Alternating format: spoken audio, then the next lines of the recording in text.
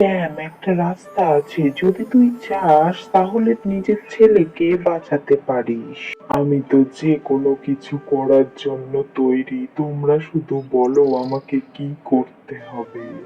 দেখ, মহারাজ ঘোষণা করেছে যে ওই রহস্যময়ী পাখির ডানা এনে মহারাজকে দিতে পারবে, মহারাজ তাকে অনেক উপহার দেবে আর রাজ দরবারে এক পদও দেবে। সত্যি? ঠিক আছে, আমি ওই রহস্যময় পাখির ডানা নিয়ে আসবো, যা কিছু হয়ে যাক না কেন। কি?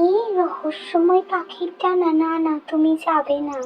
আরে, এটা তুমি কি বলছো লতা? যদি আমি ওই ডানা না নিয়ে আসতে পারি তাহলে আমার ছেলেকে আমি বাঁচাতে পারবো না।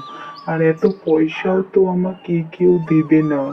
শুধু এই একটাই মাত্র রাস্তা বাকি, তো আমাকে যেতেই হবে লতা, আমাকে যেতেই হবে।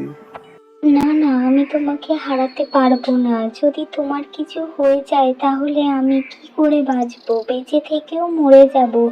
না না, তুমি যাবে না। আরে লতা, তুমি এটা কি বলছো? রামু মরে যাবে? আমি চাই না আমি বেঁচে থাকতে আমার ছেলের কিছু হোক। তুমি রামুর খেয়াল রেখো, আমি তাড়াতাড়ি ওই পাখির ডানা নিয়ে ফিরে আসবো। কিন্তু আমার মনে হয় না ওটা খুব সহজ হবে। তুমি এটা করো না। তুমি শান্ত হও, দেখো আমি তাড়াতাড়ি চলে আসবো, আমার উপর একটু বিশ্বাস রাখো। এ কি, তুমি এই বুড়ি গীতাকে সাথে নিয়ে যাচ্ছ কেন? তুমি চিন্তা কেন করছো? এই গীতাই আমার সাথী, ও আমাকে ওই রহস্যময় পাখির ডানা আনতে সাহায্য করবে।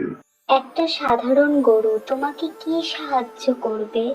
যখন আমি ডানা নিয়ে আসবো তখন তুমি বুঝতে পারবে।